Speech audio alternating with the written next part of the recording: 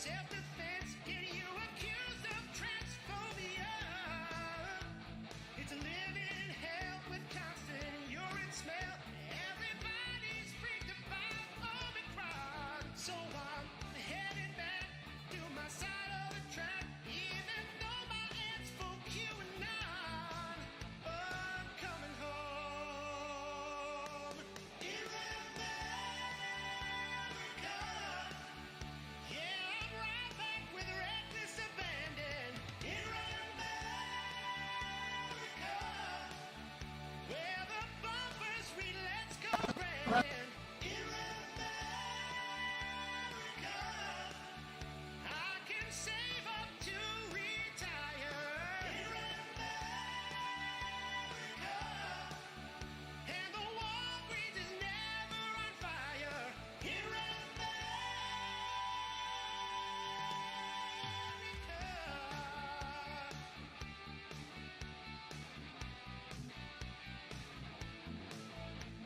When no one asked if I put on a mask, no Cuomo's grabbing at my wife's buttocks. No rainbow flags or 10-cent grocery bags. No one shooting up inside of a Starbucks. I can't own a book and they'll count my vote. No one asked for your pronouns. I'll save in peace, 'cause we still have police and no governor ordering lockdowns. Oh, I'm coming home. In America. Yeah, I'm right back with reckless abandon. In America. Where the bumpers read, let's go, Brandon. In America. I can save up to retire. In America. And the Walgreens is never on fire. In America.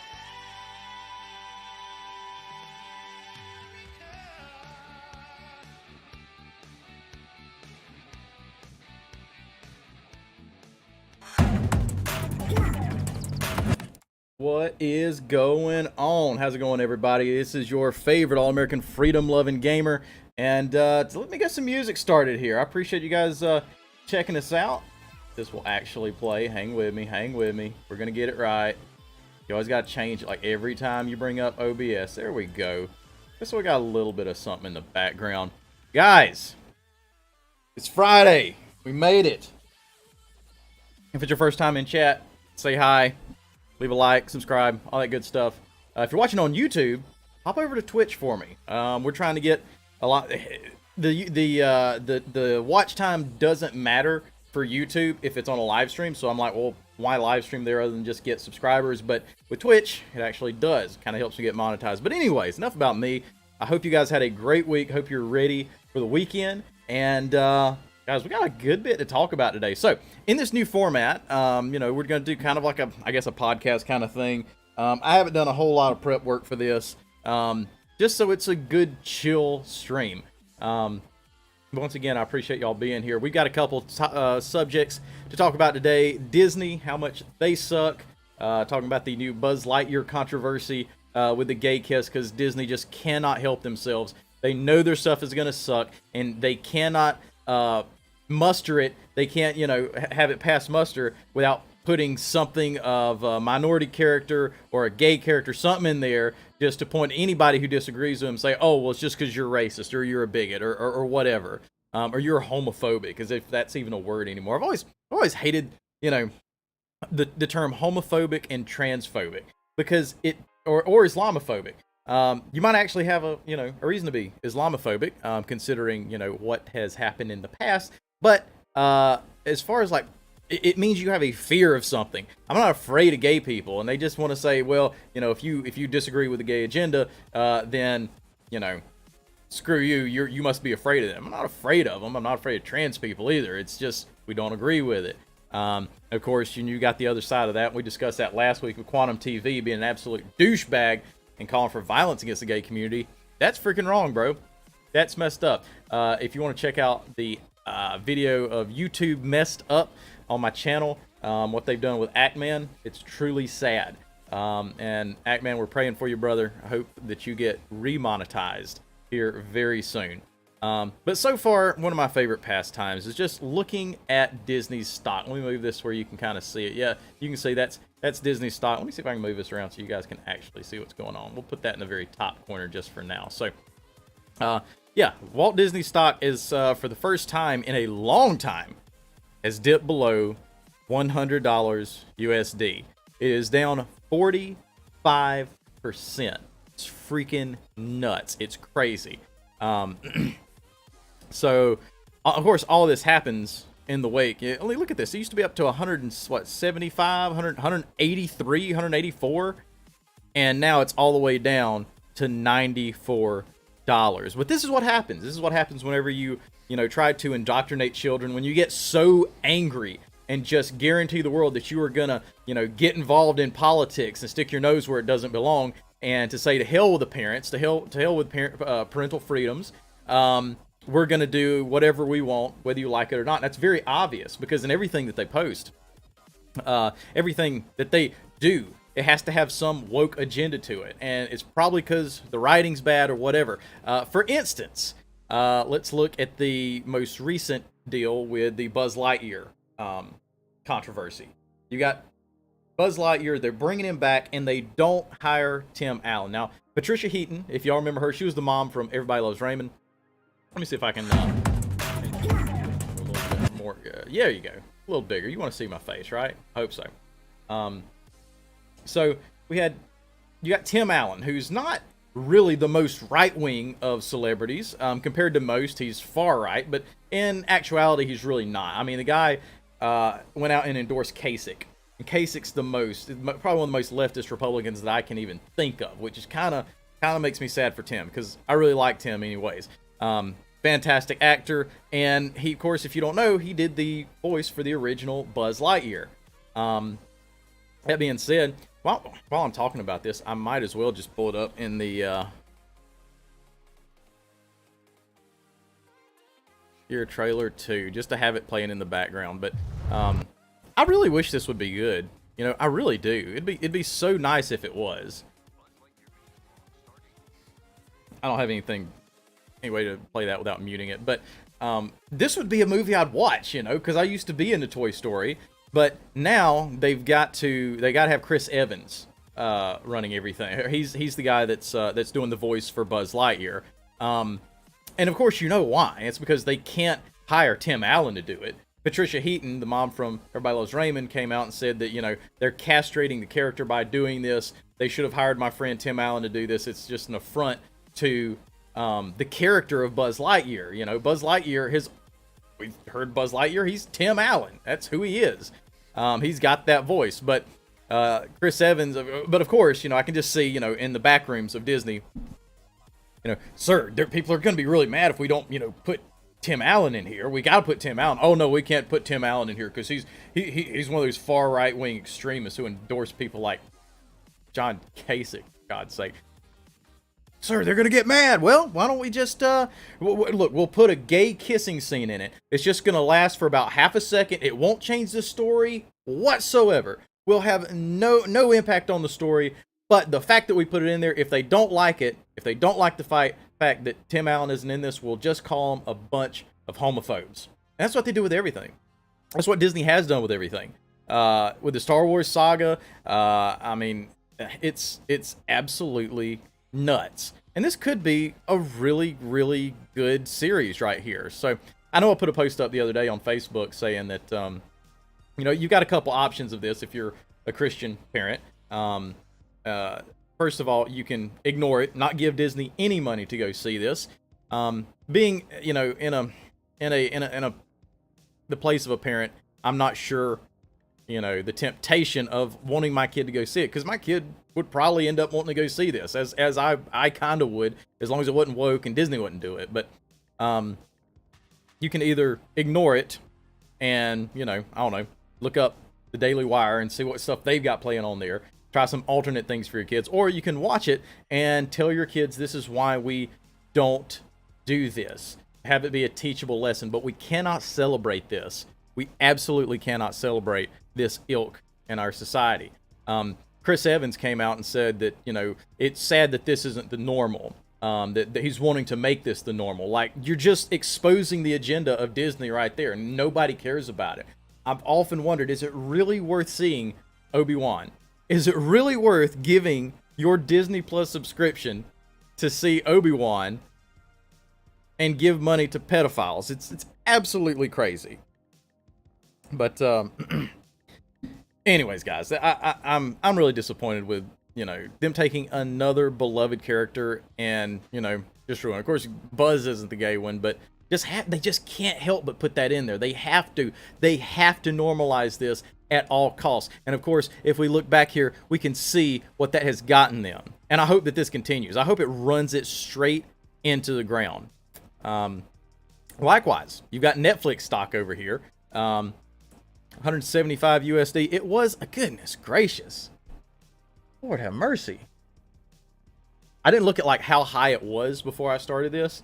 $687, November 16th, 2021. All the way down to $175. A 65% decrease in a year. It's absolutely nuts. Absolutely nuts. And of course, that's from peddling woke bullcrap like they have been. Luckily, we have heard that they have been canceling any number of woke agenda episodes and projects they've been working on, and people are getting really mad about it. But I think it was last month they ended up putting out a email to their employees saying, "Hey, you might be working on something that you think is destructive to society and that you don't agree with. Well, the fact is, if you can't handle that, you probably need to leave." And of course, that just sent everybody off the edge. And they even fired a bunch of people. But speaking of firing a bunch of people, Elon Musk, let's see, where did I have it up here? The CEO, or let's see, what was it? The Techno King is what he called it, of SpaceX, has reportedly fired a decent number of his employees.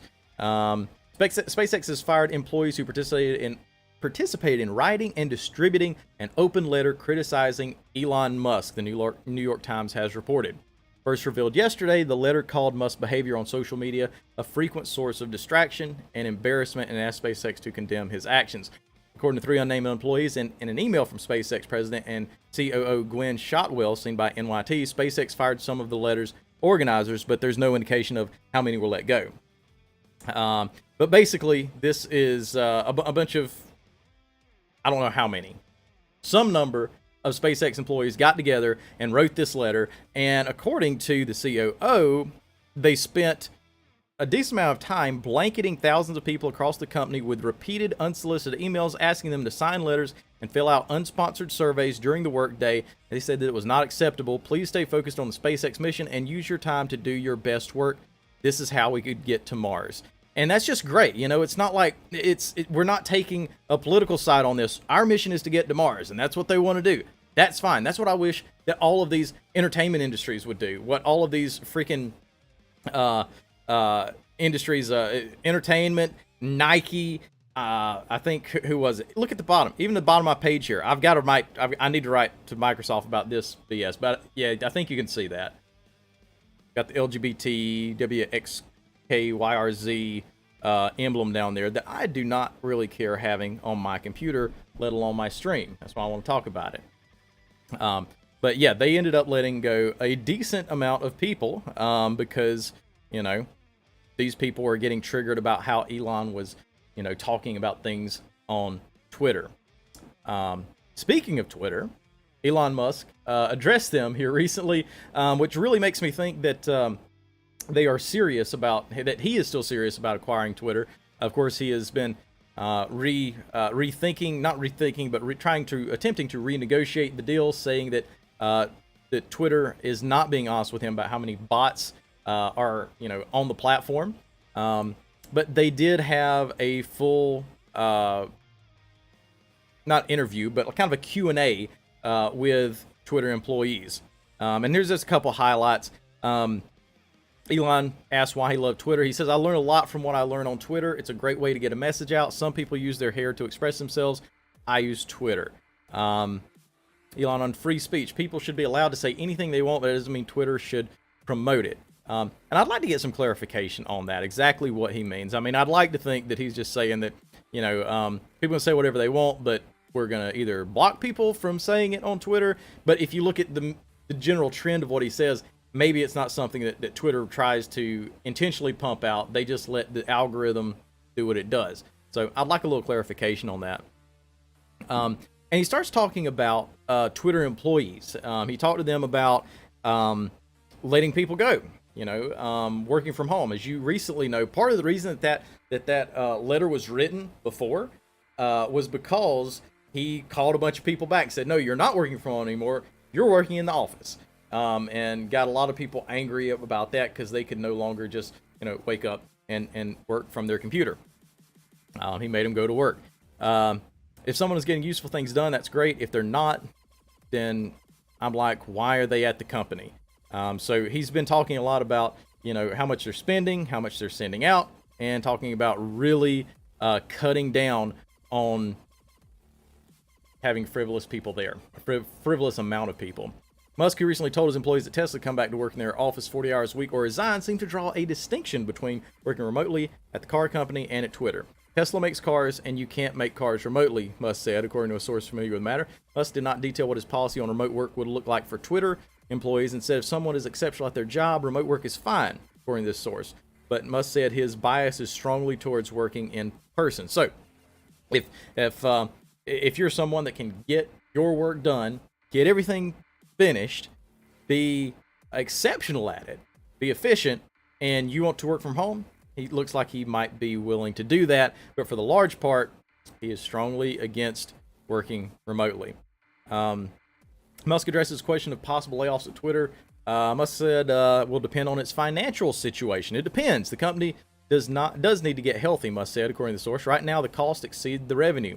Musk said there has to be some rationalization of headcount, or else Twitter won't be able to grow. Anyone who is a significant contributor has nothing to worry about, he said. And that's probably why the majority of Twitter employees are so freaking worried right now. He's looking to go in and probably seriously cut down on overlap or redundancy. If one person can do a job and there's 3 people sitting there doing it, he's going to get rid of 2 of them. Users should be allowed to say what they want on Twitter. So maybe we'll get some clarification here. When it comes to legal but potentially harmful speech, Musk told Twitter employees that people should be allowed to say what they want. But that's different from Twitter promoting that speech, Musk said. Users have the right to filter out content they don't want to see. Musk said the standard is much more than not offending people. It's that they are entertained and informed.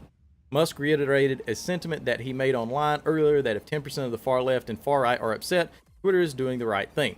Addressing the topic of inclusion and diversity, Musk said the most inclusive thing to do would to get all humans on Twitter. He said he believes in strict meritocracy, which meritocracy is more like it's earning your job, earning your keep, showing you're there for that reason. Musk says he doesn't care about being CEO, and of course I talked about this earlier. He was reported himself to be techno king of Tesla, which I think is pretty humorous, and this kind of backs that up. Doesn't care about being CEO of Twitter. He said he cares about driving the product in a particular direction, but isn't too hung up on titles. One thing that's good, I think you saw this with Donald Trump's presidency. Donald Trump wasn't perfect, neither is Elon Musk. Elon's very centrist. But the fact is, he loves Twitter.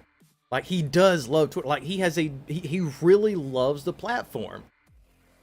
And a lot of that is going to show that he's going to be good for the company. He wants the company to do good. He's not driving a narrative or doing something that's going to be destructive to Twitter. He wants Twitter to be the best it can, regardless of politics, which that's a pretty capitalistic idea. And usually the best ideas rise to the top, and those usually being right-wing ideas. They threw this in here, and this, I know this is from CNBC, so they're probably trying to put a leftist spin on it. Musk diverts into discussion of aliens, so they probably want to put that in there. But at the same time, Like, I totally understand if you're sitting there talking to Elon Musk, I could totally see him just taking off and talking about aliens for 30 minutes, you know, because that's kind of who he is. Musk brings diverted the conversation discussing about aliens, human consciousness, of course. He said he hasn't seen actual evidence of aliens, according to his source. I can totally see that. Success at Twitter would look like a significant increase in daily active users, potentially topping 1 billion, Musk said, according to a source. Twitter said in its Q1 2022 earnings they had 229 million monthly daily active users. If anybody in chat knows what monthly daily active users is, I'd be interested. Musk's definition of success would also include whether Twitter is helping further civilization and consciousness, he said. Meeting has ended and employees are worried about layoffs, as you should be. If you're a significant contributor to Twitter, you shouldn't have to worry, but probably most of them aren't. The all-hands meeting concluded around 1 p.m. According to source, the majority of reactions on Twitter's Slack messenger boards were negative in nature. Oh no. Employees expressed that many of their worries about layoffs, remote work, a reduced focus on content moderation and inclusion, and diversity measures were confirmed. Employees also sent memes about how to brand themselves as exceptional. According to the source, an apparent reference to Musk's note that exceptional employees could likely continue to work remotely and would not have to fear layoffs. So, yeah, pretty interesting. And I'm looking forward to Elon Musk taking hold of Twitter and just lighting up the culture wars over that, over just allowing the ideas to be discussed. Because when it comes down to it, if you do not shackle people from talking, you're going to get the best, usually you're going to get the best outcome from that those group of people can provide. Maybe another group of people can provide something better, such as our founders when they, created the Constitution. But whenever you allow the free exchange of ideas and people just not to be in an echo chamber, it's fantastic. If you have people who are willing to discuss ideas, who are willing to discuss disagreements, that's the American dream. I mean, that's the American experiment, rather, and something we should all be willing to do. But yeah, I'm definitely looking to what Elon Musk does.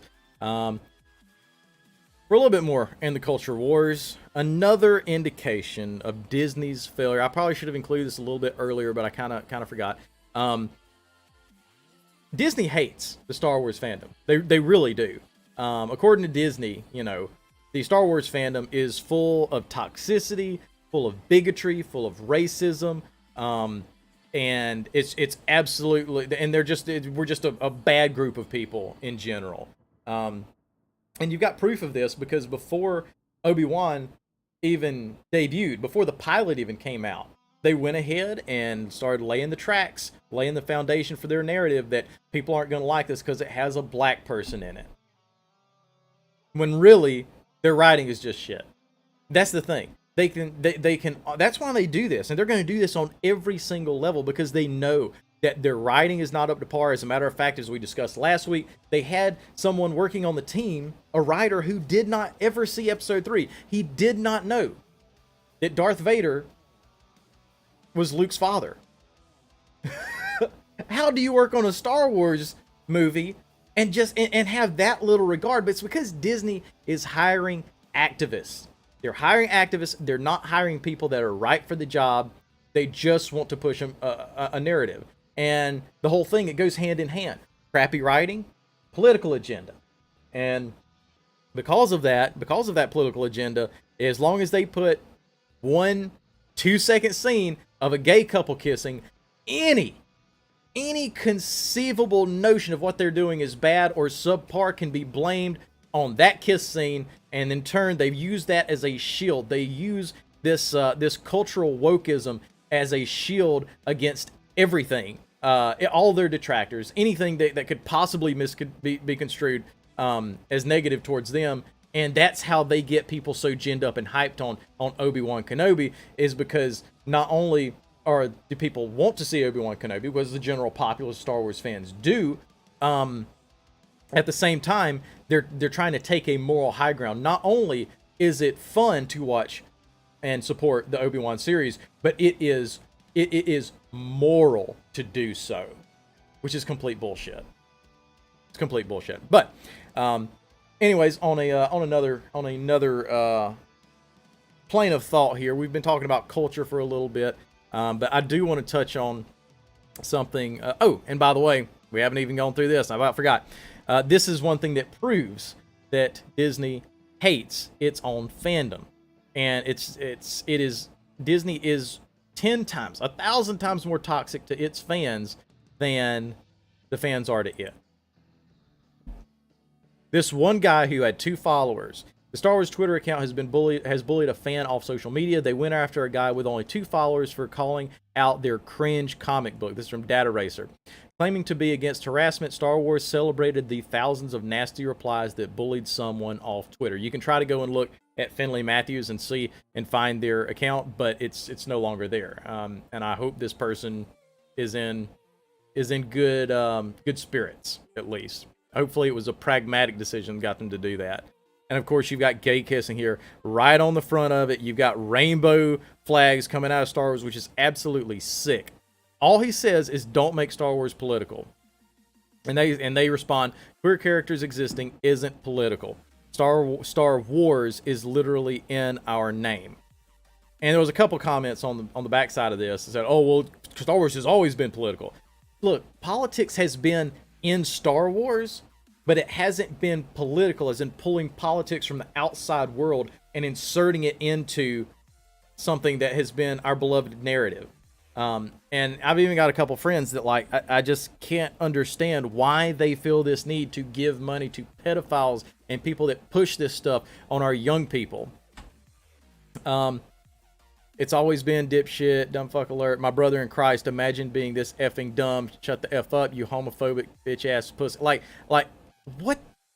Star Wars is political? Yes. Kill him right here. That's what it says. They're calling for violence against this guy. And of course, this is just one page of it. I'll make you gay, is what one of them said. This is how absolutely toxic Disney and their supporters are. Don't be a dumb bigot. Maybe this is for you, ass clown. No, it's not, because they are gay Star Wars fans who would appreciate some representation. Just for that, I hope they make Star Wars even more gay. Like, and then, thank you, Star Wars. Thank you, Luke, for getting ready to box. Thank you, KK, for Enough is Enough. Star Wars is for everyone doesn't work if we just stand by. If it's for everyone, then why isn't it for Finley, right?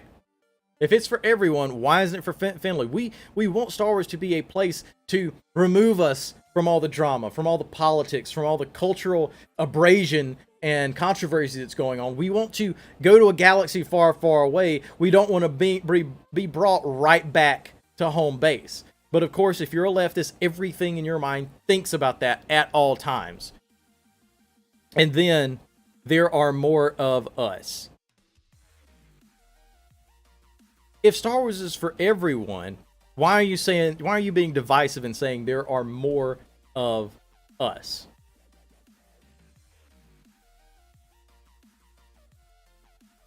Let me see what this says. A few weeks ago, the Star Wars account started attacking fans who replied they didn't like a character. This guy had 8 followers and got harassed for 3 days, receiving thousands of abusive messages. He desperately tried to get their 5.9 million followers to stop bullying him.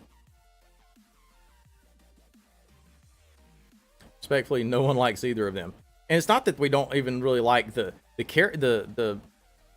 people who played the characters. It's that their characters in the Star Wars universe were crap. Respectfully, L plus ratio.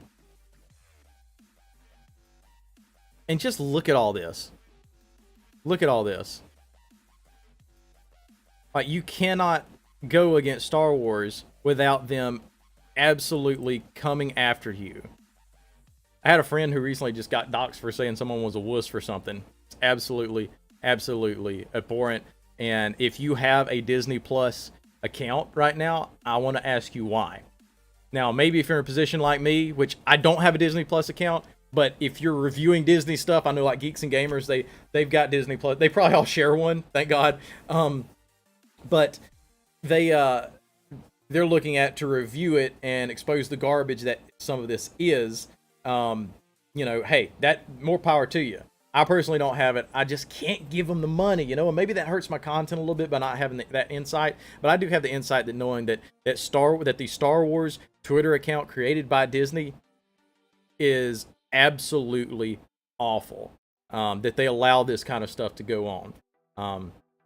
But anyways, we are getting closer to wrapping this up, and I'm looking for some co-hosts to be on here. I'll offer for a few people, but they've all been busy this week. The National Association for Gun Rights. We're going to translate a little bit from culture over to politics a little bit, and that's my main thing is politics. I'm actually just kind of, getting into the culture side of things. Well, I used to be, but I do find the culture things a little bit lighter. But there's some really cool things going on. Right now, as you know, there's a big gun control fight in the Senate, and we've got about 10 Republicans who we're looking to that we think are going to cave, and the leading one is John Cornyn. John Cornyn is from Texas. He is Texas's Lindsey Graham, and I'm from South Carolina. I'm really, really ashamed of Lindsey Graham. I'm ashamed of the things that he has done. That he flies our flag is truly, truly embarrassing. But anyways, John Cornyn has been at the head of this. He has been pushing for compromise at every level, and they know that they can't get red flag passed. Now, if you don't know what red flag is, red flag gun control, red flag gun confiscation, if passed, basically means that the police or the government authorities, government agents can show up to your house anytime and seize your guns just because someone down the street doesn't like your bumper and they know you've got guns, or maybe you've got an ex that doesn't like you. I mean, everybody's got one of those. And they know you have guns. All they have to do is make a phone call and say, hey, this person is crazy, or they threaten me, or whatever. And all of a sudden, you get a knock on your door at 2 a.m., which is very dangerous for both sides. Let's be honest. You got a gun owner, and you got cops on the other side who have been known for doing no-knock raids.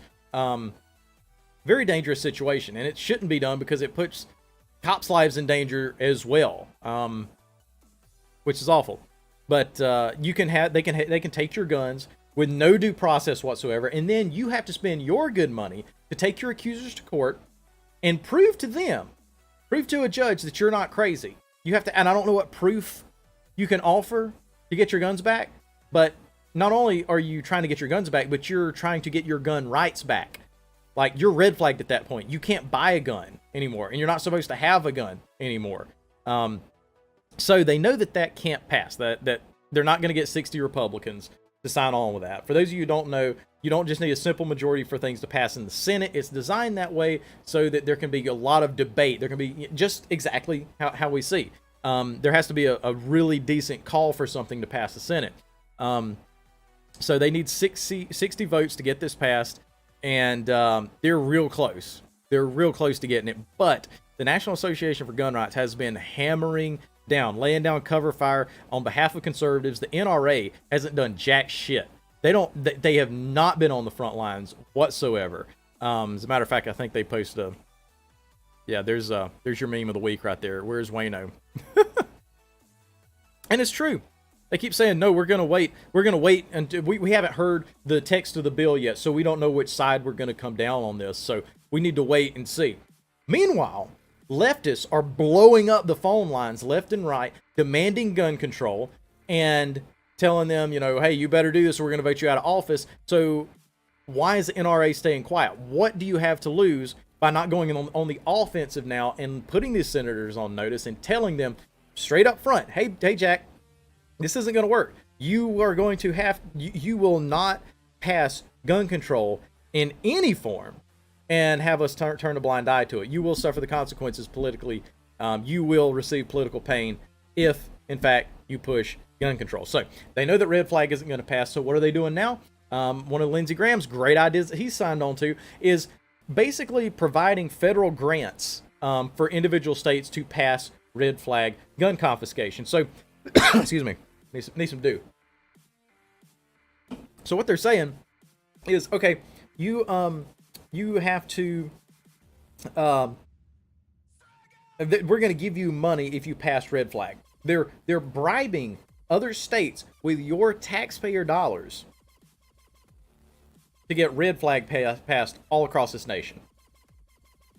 And if that isn't corrupt, I don't know what is. But one of the good things this week, they've got people on the ground. The NAGR has people on the ground in Texas, and it is the Texas GOP convention. And this is what happened when John Cornyn came to speak. President Trump's momentum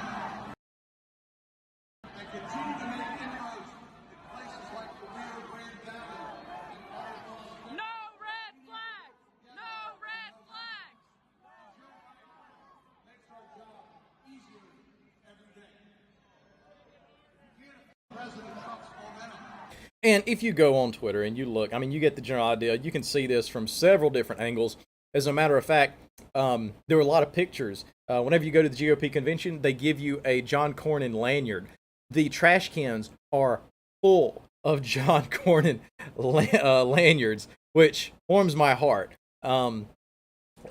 This is coming on the heels of him walking out of one of the meetings that they had. There's a lot of angst among Republicans right now. When this first kicked off, it looked like, oh, they're going to pass whatever they want to pass, and it's starting to slow down. And that's what happens when you fight. When you don't do like the NRA, when you actually go and you fight for what you believe in, instead of just standing back and say, oh, we're going to wait and see what happens and sitting on your ass. When you fight, you can win. Obama tried to pass his gun stuff in, 2014? And NAGR ended up shutting that down. NRA barely did anything, but for some reason, they're the quintessential gun group. They're the most powerful gun group in America. They're the most powerful for fundraising. That's about it.